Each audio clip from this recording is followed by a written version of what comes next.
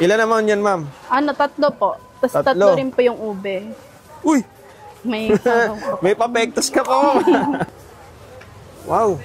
Ganyan talaga yun, ma'am, ha? Ganyan po. Baka naman awain na ako ng mga viewers ko. Hindi po, ganyan po talaga kara. Sige guys, screenshot nyo, ha? Dapat gantong-ganto.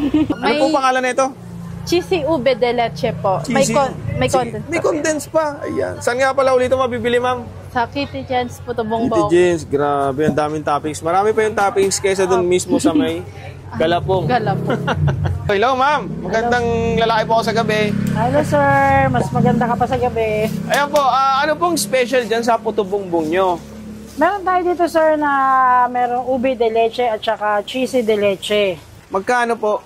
Yung may cheesy de leche po tayo, 100 pesos lang. Yung ube de leche is 120 pesos lang. Ano yun, ma'am? 4 na piraso?